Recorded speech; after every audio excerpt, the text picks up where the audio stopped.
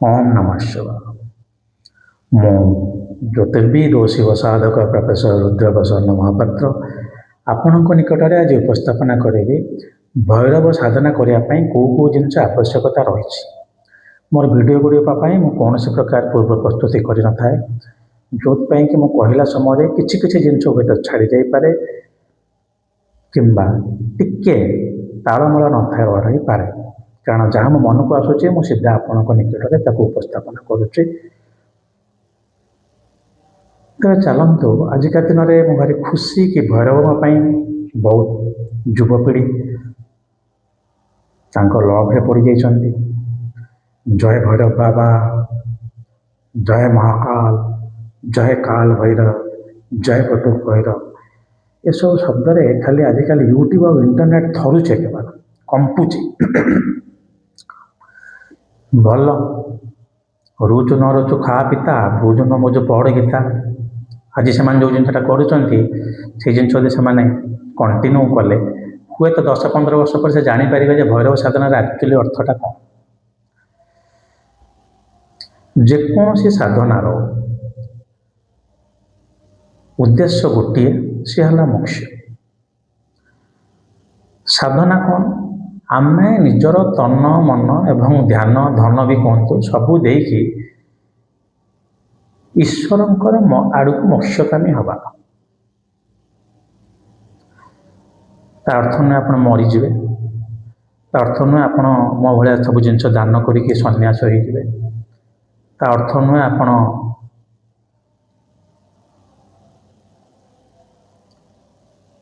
ସଦା ସର୍ବଦା ଖାଲି ଶିବ ଶିବ ଜପିବେ।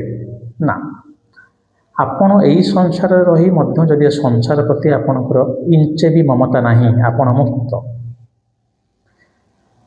ଆପଣ ଏହି ସଂସାରରେ ରହି ଯଦି ଆପଣ କହୁଛନ୍ତି ବାପା ଭାଇ ସ୍ତ୍ରୀ ପିଲା ଛୁଆ ମୋର କେହି ନୁହନ୍ତି, କିନ୍ତୁ ଆପଣ ନିଜ କର୍ତ୍ତବ୍ୟ ତାଙ୍କ ପ୍ରତି କରୁଛନ୍ତି। ଆପଣ ତାଙ୍କ କର୍ତ୍ତବ୍ୟ କରୁଛନ୍ତି ସିନା, କିନ୍ତୁ ତାଙ୍କ ପ୍ରତି ଆପଣ ସଂକୃଷ୍ଟ ନାହାନ୍ତି, ତାହେଲେ ଆପଣ ମୁକ୍ତ।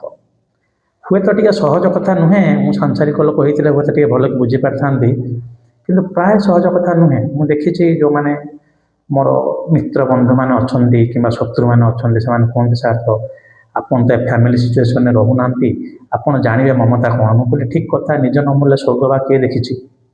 ମୋ କ୍ଷେତ୍ରରେ ହୁଏତ ନର୍କ ହେଇପାରେ, ନିଜ ନ ମୂଲ୍ୟ ନର୍କ ବା କିଏ ଦେଖିଛି? କିନ୍ତୁ ସାଧନାର ଉଦ୍ଦେଶ୍ୟ ହେଲା ସେଇଆ। ତ ଆମର ତ୍ରିକ ଶୈବିଜିମ୍, ଯେଉଁଟା କାଶ୍ମୀର ଶୈବିଜିମ୍, ଏଇଠୁ ଯେଉଁ ସବୁ ଯୋଗ ଶିବସୂତ୍ର ସବୁ ବାହାରିଥିଲା, ଦକ୍ଷିଣ ଭାରତରୁ ଭକ୍ତି ଶୈବିଜିମ୍ ବାହାରିଥିଲା, ଯେଉଁଠିକି ଭଜନ ମାଧ୍ୟମରେ ଶିବ ନାଇନିଆ ଯେଉଁମାନେ ଥିଲେ ବୁଲି ବୁଲି ସେମାନେ ଶିବ ପ୍ରଚାର କରୁଥିଲେ। ଆଜି ବା ଡେଟ୍ରେ ବି ଆପଣ ୟୁଟ୍ୟୁବରେ ଶୁଣିବେ ଶିବନେ ଶିବନେ, ଏତେ ସୁନ୍ଦର ଗୀତ, ଆପଣଙ୍କ ଶିବଙ୍କ ପ୍ରେମରେ ପଡ଼ିଯିବେ ଆପଣ। କିନ୍ତୁ ଯେଉଁଟା ଆମର ତ୍ରିକ ଶୈବିଜିମ୍, କାଶ୍ମୀର ଶୈବିଜିମ୍ କୁହାଯାଏ, ସେଥିରେ ବି କୁହାଯାଇଛି ଭୈରବ ଅହମ୍, ନିଜ ଭିତରେ ଶିବ ତତ୍ତ୍ୱ ଆଣିବା, ଭୈରବ ତତ୍ତ୍ୱଟା ଆଣିବା ହେଲା ଆପଣ। କ'ଣ କି ଏକାଟିଆ ରହିବା, ମଶାଣିରେ ରହିବା ଅର୍ଥ କ'ଣ? ଆପଣ ସବୁ ଜିନିଷରୁ ମୁକ୍ତ। ସିଏ ହେଲେ ଭୈରବ ସାଧନା। ଯଦି ପ୍ରସ୍ତୁତ କରିବେ, ପଇସା ମିଳୁନି, ଚାକିରି ମିଳୁନି, ଗାର୍ଲଫ୍ରେଣ୍ଡ ଛାଡ଼ି ପଳେଇଲା, ଏସବୁ ପାଇଁ ଭୈରବ ସାଧନା ଆଜିକାଲି ବହୁତ ଜୋରରେ ଚାଲିଛି। ଭୁଲ। କାହିଁକି ବେଳେବେଳେ ଭୁଲ ଉପାସନାରେ ଆପଣଙ୍କୁ ଠିକ୍ ରେଜଲ୍ଟ ମିଳିଯାଏ, ତାପରେ ଗୋଟେ ଭିଡ଼ିଓ ମୁଁ ଅଲରେଡ଼ି କରି ରଖିଛି। ରିଲିଜ୍ ହେଇଛି କି ନାହିଁ ମୁଁ ଜାଣିନି, ଏବେ ନ ହେଇଥିଲେ ହୁଏତ ଭବିଷ୍ୟତରେ ରିଲିଜ୍ ହେବ, କିନ୍ତୁ ଉଦ୍ଦେଶ୍ୟ ସେଇଆ ନୁହେଁ। ଉଦ୍ଦେଶ୍ୟ ହେଲା ଆପଣ ସଂସାରରୁ ମୁକ୍ତି ହେବେ, ଏକାଙ୍ଗୀ ରହିବା ଶିଖିବେ। କାରଣ ଭୈରବ ଆପଣ ଦେଖିବେ ଗୋଟେ କୁକୁରକୁ ଧରିକି ଚାଲିଥିବେ ଏକାଟିଆ। ଆଉ ଯେଉଁ କହନ୍ତି ଭୈରବଙ୍କର ଉଗ୍ର ରୂପ, ସେ ଉଗ୍ର ରୂପ ଦର୍ଶାଏ ଯେ ଆପଣ ଆଉ ସଂସାରରେ କୌଣସି ଜିନିଷ ପ୍ରତି ଆପଣଙ୍କର ମୋହ ମାୟା ନଥିଲେ ଆପଣଙ୍କ ଭିତରେ ଯେଉଁ ମନସ୍କାମନାଟା ଆସିବ, ଆପଣ ନିଜର ସ୍ତ୍ରୀ ପିଲା ଛୁଆ ପଇସା ଟିକେ ଦେଖିଲେ ଖୁସି ହେଇଯାଉଛନ୍ତି, ସେ ଖୁସି ଆଉ ନାହିଁ। ତା ଉପରେ ଆପଣ ପହଞ୍ଚିଗଲେ, ସେଇଟା ହେଲା ଉଗ୍ର ରୂପ ଭୈରବଙ୍କର। ତେବେ ତା'ର ଆବଶ୍ୟକତା କ'ଣ? ଯଦି କୌଣସି ଲୋକ ଗୋଟିଏ ମନ୍ତ୍ର ପଢ଼ୁଛି, ମନେ ରଖିଥାନ୍ତୁ କେବେ ଓମ୍ ଭ୍ରମ୍ ଭୈରବାୟ ମନ୍ତ୍ରଟି ପଢ଼ିବେନି। ସେଇଟା ହେଲା ଯୋଗ ଶକ୍ତି ଆଣିବା ପାଇଁ, ଆପଣଙ୍କ ଭିତରେ ଭୈରବ ତତ୍ତ୍ୱଟି ଆଣିବା ପାଇଁ କରାହେଇଛି। ସେଇଟା କୌଣସି ନାମ ମନ୍ତ୍ର ଜପ ନୁହେଁ। କରିପାରନ୍ତି ଭୈରବ ନାମ ମନ୍ତ୍ର ଜପ ପୂର୍ବରୁ ଆପଣ କରିପାରନ୍ତି ଓମ୍ ଭ୍ରମ୍ ଭୈରବାୟ ନମଃ, ନମଃ ତାପରେ ସ୍ୱାହା, ତାପରେ ଫଟ୍ ସ୍ୱାହା, ଏମିତି ବିଭିନ୍ନ ଜିନିଷ ଅଛି, ତା ସମ୍ପର୍କରେ ପରେ କେବେ ଆଲୋଚନା କରିବା। ମହାଦେବ ମୋତେ ସେତିକି ଦିନ ବଞ୍ଚେଇକି ରଖିଥାନ୍ତୁ ଯେ ମୋର ଯାହା ଆଶା ଗୁଡ଼ା ଅଛି ମୁଁ ୟୁଟ୍ୟୁବରେ କହିଦେଇପାରେ। ଅଧାରୁ ଚାଲିଗଲେ ଗୋଟେ ଲୋକ କହିବେ ସାର୍ କଥା ଦେଇଥିଲେ ରଖିପାରିଲେନି। ଆପଣ ଓମ୍ ଭ୍ରାମ କାଳ ଭୈରବାୟ ନମ କିମ୍ବା ଖାଲି ଓମ୍ କାଳ ଭୈରବାୟ ନମ ପଢ଼ିବାଟା ବି ଗୋଟେ ପ୍ରକାର ଭୈରବ ଉପାସନା, କିମ୍ବା ବଟୁକ ଭୈରବାୟ ନମ ଗୋଟେ ପ୍ରକାର, କିମ୍ବା ଏକପାଦ ଭୈରବାୟ ନମ। ସେଥିପାଇଁ ଆବଶ୍ୟକତା କ'ଣ ରହି ଜାଣିଛନ୍ତି? ଦୁଇ ତିନିଟି ନିହାତି ଆବଶ୍ୟକତା କହୁଛି। ପ୍ରଥମ ଜିନିଷ, ଭୈରବ ଉପାସନା କରିବା ପାଇଁ ଜୀବନରେ ଆପଣ ନ୍ୟାୟବାନ ହେବେ। ବାଟରେ ଯାଉଛି ଗାଡ଼ିଟା ଆକ୍ସିଡେଣ୍ଟ ହେଇଗଲା, ଯାମ ମୋର ଭୁଲ ଅଛି କିନ୍ତୁ ମୁଁ ମାନିବି ନାହିଁ, ଆଉ ସରିଗଲା ଭୈରବ ସାଧନା ଥିନ୍ନ। ମୁଁ ନିଜ ଉଦାହରଣ ଦେଇ କହୁଛି ଆଜ୍ଞା, ମୁଁ ଗାଡ଼ି ପାର୍କିଂ କରୁ କରୁ ଗୋଟେ ଲୋକର ଗାଡ଼ିରେ ବାଜିଗଲା। ମୁଁ 2 ଘଣ୍ଟା ସେଠି ବସିଲି ବାଇକ୍ଟା ଆଗରେ, ସେ ଲୋକଟା ଆସିଲେ ସେ ଗାଡ଼ି ସେ ନେବ ଏବଂ ମୁଁ ତାକୁ 500 ଟଙ୍କା ଦେବି। ମୋର ଏତେ ନିଷ୍ଠା ଅଛି ଅନେଷ୍ଟି ପ୍ରତି। ଭୈରବଙ୍କ ପ୍ରତି ଡର ନୁହେଁ। ଭୈରବ କ'ଣ କରିବେ? ରାଗିବେ, ଟିକେ କଷ୍ଟ ଦେବେ, ନହେଲେ ନିଜ ପାଖକୁ ନେଇଯିବେ, ସେଥିରେ କ'ଣ ଅଛି।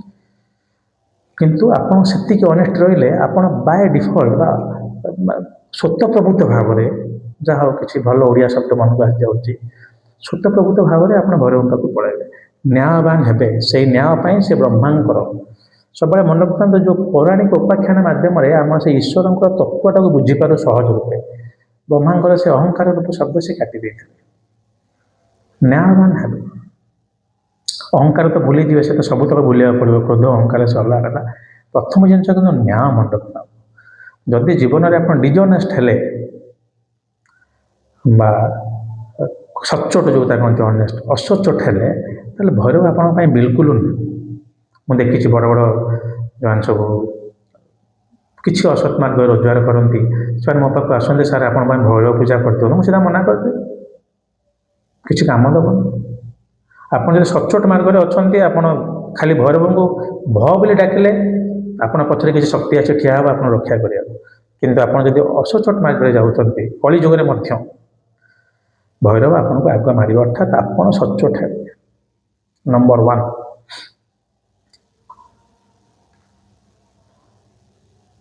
ନମ୍ବର 2, ଆପଣ ଜୀବନରେ ବୈରାଗ୍ୟ ଆଣିବେ। ନହେଲେ ଭୈରବ ଉପାସନା ପରେ ବୈରାଗ୍ୟ ମନକୁ ମନ ପଳେଇ ଆସିବ, କିନ୍ତୁ ବୈରାଗ୍ୟ ଆଣିବେ କ'ଣ? ଏସବୁ ଛୋଟ ମୋଟ ଜିନିଷ ମାଗିବେନି କିଛି ଭୈରବ, ଘର ଦ୍ୱାରା ଏସବୁ। ମୋର ଭୈରବ ତତ୍ତ୍ୱର ଆବଶ୍ୟକତା ରହିଛି, ମୁଁ ସଂସାର ବୈରାଗ୍ୟ। ନହେଲେ ଆପଣଙ୍କ ଭୈରବ ସାଧନାରେ ଆଗକୁ ଆଗକୁ ଯାଇପାରିବେନି, ସେଇ ନାମ ଜପରେ ରହିଯିବେ, ସେତିକି ବିଶେଷ, ଆଉ କିଛି ଅସୁବିଧା ନାହିଁ। ଚେଷ୍ଟା କରିବେ ଭଗବାନ ଭୈରବଙ୍କୁ ବାରମ୍ବାର ଅନୁରୋଧ କରିବାକୁ, ଆପଣଙ୍କ ଜୀବନରେ କୌଣସି ଗୁରୁଙ୍କୁ ଅବତରଣ କରନ୍ତୁ। ନହେଲେ ଭୈରବଙ୍କୁ ଆପଣ ନିଜେ ଗୁରୁ ହିସାବରେ ଯଦି ନେବେ, ଆପଣ ଦେଖିବେ ଆପଣ ଧ୍ୟାନରେ ବସିଥିଲା ବେଳେ ଆପଣଙ୍କ ମନକୁ ଏମିତି ଚିନ୍ତାଧାରା ଆସିବ, ଯଦି ଭୈରବ ଆପଣଙ୍କୁ କହୁଛନ୍ତି ଏଇ କାମ କରନ୍ତୁ। ମୁଁ ତ ନିଜେ ବି ଭୈରବଙ୍କୁ ହିଁ ଗୁରୁ କରେ, ଯଦିଓ ଅନ୍ୟ କିଛି ଗୁରୁଙ୍କ ସାନ୍ନିଧ୍ୟରେ ମୁଁ ଆସୁଛି ତାଙ୍କ କୃପାରୁ, କିନ୍ତୁ ବିଶେଷତଃ ସ୍ୱୟଂଭୂ ନିଜ ଭଳିଆ ନିଜେ ହିଁ ମୁଁ ଏ ମାର୍ଗରେ ଆଗେଇଛି। କିନ୍ତୁ ନିଶ୍ଚିତ ରୂପେ ପ୍ରଥମ ଗୁରୁ ଯୋଗୀ ବାସୁଦେବ, ତାପରେ ଅନ୍ୟ କିଛି କିଛି। ବିନା ଗୁରୁରେ ମୁଁ ବି ନଥାନ୍ତି ଏଠି। ତେଣୁ ଚେଷ୍ଟା କରିବେ ଗୋଟେ ଗୁରୁ ଜୀବନରେ ଖୋଜିବା ପାଇଁ। ଭୈରବଙ୍କୁ ମାଗିବେ, ଯଦି ସେ ଚାହିଁଲେ ହେବ, ନାହିଁ ତ ନାହିଁ। କିନ୍ତୁ ପ୍ରଥମ ଜିନିଷ ହେଲା ସଚ୍ଚୋଟ। ମୁଁ କାହାକୁ ହଇରାଣ କରିବିନି, କାହାକୁ ଇଏ କରିବିନି। ଆଉ ଗୋଟେ ଜିନିଷ ଯେଉଁଟା ମୁଁ କହୁଛି, ଭୈରବଙ୍କର ଗୋଟେ ବଡ଼ ଗୁଣ ଯେଉଁଟା କୁହାଯାଏ, ସେ କ୍ଷେତ୍ରପାଳ ବା ରକ୍ଷକ। ଆପଣ ଗୋଟେ ପ୍ରୋଟେକ୍ସନ୍ ଦେବେ କାହାକୁ ଯିଏକି ପ୍ରୋଟେକ୍ସନ୍ ପାଉନି। ଆମେ ଯେମିତି କହୁଛେ ଷ୍ଟ୍ରେ ଡଗ୍ ମାନଙ୍କୁ ଖାଇବାକୁ ଦିଅ, କୁକୁର, ବୁଲା କୁକୁର ମାନେ ଖାଇବାକୁ ପାଉନାହାନ୍ତି, ଆପଣ ତାଙ୍କୁ ଖାଇବାକୁ ଦିଅନ୍ତୁ, ଆପଣ ତାଙ୍କ ପାଇଁ ଭଗବାନ। କିଛି ଗରିବ ଲୋକ ଖାଇବାକୁ ପାଉନାହାନ୍ତି, ଆପଣ ତାଙ୍କୁ ଖାଇବାକୁ ଦିଅନ୍ତୁ। କିଛି ଲୋକ ନିଜେ ନ ଖାଇକି ଦେବେ, ଆଜ୍ଞା ଆପଣ କହିବେ ସାର୍ ଆପଣଙ୍କ ପାଖରେ ନା ପଇସା ଅଛି ଆପଣ ଦେଇଦେବେ। ମୋ ପାଖରେ କେତେ କ'ଣ ପଇସା ଅଛି ତ ଆପଣ ଜାଣୁଥିବେ, ମୁଁ ବାରମ୍ବାର କହୁଛି। କିମ୍ବା ଆସିକି ସ୍ୱଚ୍ଛକରେ ଦେଖି ଯାଇପାରନ୍ତି, ମୋର ଧନ କହିଲେ ମୋ ପୁସ୍ତକ, ମୋ ଜ୍ଞାନ। ତା ଛଡ଼ା ବ୍ୟାଙ୍କ ବାଲାନ୍ସ ତ ଜିରୋ ହିଁ ଥାଏ ବହୁତ ସମୟରେ। କିନ୍ତୁ ଆପଣ ନିଜେ ଖାଇବେନି ଗୋଟେ ଦିନ, ଯେଉଁ ଗୋଟେ ଉପାସ ରହିଲେ ସେଇଟା ଦେଇଦେବେ ଆଉ। ଅର୍ଥାତ୍ ଆପଣ କାହାର ରକ୍ଷକ ହେବେ। ଭୈରବ ହେଲେ ରକ୍ଷକ। ମନେ ରହିଲା, ପ୍ରଥମେ ସଚ୍ଚୋଟ ହେବେ, ଦ୍ୱିତୀୟ ଜିନିଷ ଜୀବନରେ ବୈରାଗ୍ୟ ଆଣିବେ। ସେଇଥିପାଇଁ ଭୈରବଙ୍କର ବିଶେଷ ସ୍ଥାନ କାଳ ଭୈରବଙ୍କର ଯେକୌଣସି ଭୈରବଙ୍କର ସ୍ଥାନ ମଶାଣି ବୋଲି କୁହାଯାଇଛି। ସେ ମଶାଣିରେ ବସୁନାହାନ୍ତି, ଯେଉଁଠି ଆପଣ ଲୋକର କିଛି ଆବଶ୍ୟକତା ନାହିଁ। ଆପଣ ବହୁତ ଭଲ ଜାଗା ମନ୍ଦିର ତ ଆପଣ ଯାଉଛନ୍ତି, କେତେବେଳେ ମଶାଣି ଯିବେ, ଛାଡ଼ନ୍ତୁ କାଶୀର ମଣିକର୍ଣ୍ଣିକା ତ ଛାଡ଼ ଅଛି, ମୋ ଭାଗ୍ୟରେ ଥିଲା ବୋଲି ମୁଁ ଯାଇପାରିଲି। ଆପଣ ଦେଖିବେ ଯେଉଁଠି ଶବ ପୋଡ଼ା ହେଉଥିବ, ଆପଣଙ୍କ ଉଠି ଆସିଲା ପରେ ଆପଣ ନିଜ ଶରୀର ପ୍ରତି ଆସ୍ଥା ରହିବନି। ତା ଉଦ୍ଦେଶ୍ୟ ହେଲା ସେ ସମ୍ପୂର୍ଣ୍ଣ ବୈରାଗ୍ୟ। ସେଇଥିଲାଗି କୁହାଯାଏ ଭୈରବ ମଶାଣି।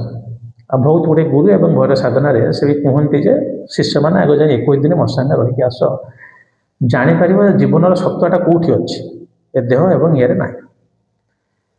ତଥା ଏଇ ଯେଉଁ 3ଟି ଗୁଣ ମୁଁ କହିଲି, ଏ 3ଟି ଗୁଣ ଆପଣ ନିଜ ଭିତରେ ଯଦି ଆଣିପାରିଲେ ଅଳ୍ପ ବହୁତ ରୂପେ, ଆପଣ କହିବେ ନାହିଁ ସାର୍ ମୁଁ ତ ସଂସାରରେ ଅଛି, ସମ୍ପୂର୍ଣ୍ଣ ବୈରାଗ୍ୟ ଆଣିପାରୁନାହିଁ, ଯେତିକି ହେବ ଭାବିବେନି ପିଲା ପଢ଼ିଲା ନ ପଢ଼ିଲା କ'ଣ କାଲି ସକାଳେ କରିବ, ଇଏ ନାହିଁ, ଠିକ୍ ଅଛି, ତା ଭାଗ୍ୟରେ ଯାହା ଥିବ ସେ କରିବ। आपके तकदीर में जो है वो आपको अवश्य प्राप्त होगा, लेकिन जो आपके तकदीर में नहीं है उसके लिए कोई भी प्राप्त, कोई भी तपस्या, कोई भी प्रचेष्टा पर्याप्त नहीं है। एटा मु हर हर महादेव रे देखुली से कहते महादेव। तेणु आप बेस व्यस्त हवा ना, रिक्सावाला पुओ आईएएस अफसर हो, आईएएस अफसर पुओ गुंडा हो, ए बड़ कथा कौन, आपन ये वैराग्य रही निज धर्म करेंगे, बापा स्वामी हिसाब से धर्म करेंगे, कि वैराग्य आणवे। वैराग्य जब न आणुंट भैरव तत्व आप भर आसबनि। और तृतीयतः निज गोटे क्या रक्षक है, देखिए बाटर गोटे लोकटे हईराण हो पलि आसबे आखि बंद कर, अंधटे चली पारनी साहाଯ୍य करेंगे। ये मु 1 नंबर हाट गला बेले देखे अंध मैंने गोटे पकई बसता ओजन मेसीन ताकि आप ओजन होगी पलि आसले भी सी जापर कि देखिए 2टा यंग पिला हसी हसिकी मजाक करने मन रखता। भगवान आकाउंट में आप गोटे भी कर्म मिस हेनी, भगवान आकाउंट में आप गोटे भी कर्म मिस हेनी। गोटे पिंपुड़ी की जब मार्च भगवान आप पिला छुआ मारे, आप कहे ना मुझे कौन कार क्षति कर मारी पिंपुड़ी, मुझे कहीं कह मो जीवन भल हम बोली। आपण जीवन आपण जी इंपोर्टाट, गोटे पिंपुड़ी जीवन तो से इंपोर्टाट, और सी तो कभी सुसाइड भी करनी आम भाया मूर्खानी, कितने आपको मारिदे। भगवान आपको गोटे पिला मारिदे, आप मो आगे कांदे मुझे कांदा मैंने सागे सागे कहे आप साप मारी ना गाई मारी ना, तो कौन करेंगे मारिदे पश्चाताप। प्रभु मुझे गाड़ी चलो चलो आस गोटे बेंग पर गाड़ी चढ़ेदेली, केटा गोटे अनर्थ हो गला। सापटा मारिदेली गाड़ी चढ़ी, स्नेक हेल्पलाइन को 500 टका डोनेट कले और प्रथम पश्चाताप कली मुझे भूल करी। से प्रभु केवल पश्चाताप शुणती, जब अंतर आप निज भूल मानिले से क्षमा करेंगे। आउ कौन साक्षी प्रमाण आगे चले, से मुझे सब कहे जहाँ भूल कर पश्चाताप करूँ। मो जीवन बहुत भूल कर पश्चाताप करे, आ पश्चातापटा ही आपण सबुठ बड़ दंड, से ईश्वर आईन रहू कि आम भारतीय आईपीसी रहू। मो मतरे जब गोटे लोक भर पश्चाताप नहीं, से क्या मर्डर करी भी खुशी जेल बंची, दंड ताप दंड नुहे। कि सी यदि क्या गोटे हईराण करके आज भावुची मुझे कौन करदेली प्रभु तार एवं कांदुची, पापक्ष बहुत मात्रा होगा। तेज चलतु से लो हो आपंपाई गंगा, से एकांगी वेदना हो कैलाश। आशा करें मुझे जहाँ कहली बुझीपारे, जो मैंने यंगस्टर अच्छा विशेषतः भिडियोटी थी भैरव साधना ऑनेस्टी बा सचोटपणिया, वैराग्य बा डिटाचमेंट, और थर्ड रक्षक बा निज भर गोटे अन्य मानक साहाय्य करने गुणटी आने। जदि आने भैरव आपको साधना पथर आगे ने, और आपको एमती किसी सिचुएसन भी पड़े आप लाइफ रे जोटि आप लाइफटा गोटे बहुत ट्रबुल हो। जदिव तार उद्देश्य साधनार उद्देश्य कहे से नुहे, भैरव सब आपको जिते कष्ट पकड़े भी आप दृढ़ हिसाब से ठिया पारे भैरव साधक हिसाब से। तो चलतु मु आशा करे आप गुण गुड़िक द्वारा प्रथम निज भितर इम्बाइब करी, कौन इम्बाइब ओडिया कहे निज भितर आणिकी भैरव द्वारस्थ हे। आमर यही लिंगराज मंदिर भैरवेश्वर मंदिर में मुझे जो जाए पूजा करे, एकपाद भैरव अच्छा, चतुष्षष्ठी जोगिनी मंदिर में अष्ट भैरव अच्छा, उपासना करें। ହଉ ଭିଡ଼ିଓ ଗୁଡ଼ିକ ତ ବହୁତ ଲମ୍ବା ହେଇଯାଉଛି, କହୁ କହୁ ବହୁତ ଜିନିଷ କହିଦେଉଛି, ସେଥିପାଇଁ ମୁଁ କ୍ଷମା ପ୍ରାର୍ଥୀ। ମୁଁ ଜାଣିଛି ଯେଉଁମାନେ ସିରିୟସ୍ ଅଛନ୍ତି, ଯେଉଁମାନେ ବାସ୍ତବରେ ଶିବତତ୍ତ୍ୱ ପ୍ରତି ଆକୃଷ୍ଟ ସେଇ ଶିବଙ୍କର କୃପାରୁ ସେମାନେ ହିଁ ଦେଖିବେ, ବାକି ତ କେହି ଦେଖିବାର ନାହିଁ। ତେଣୁ ମୋର କ'ଣ ଦରକାର ଏତେ ଜିନିଷ।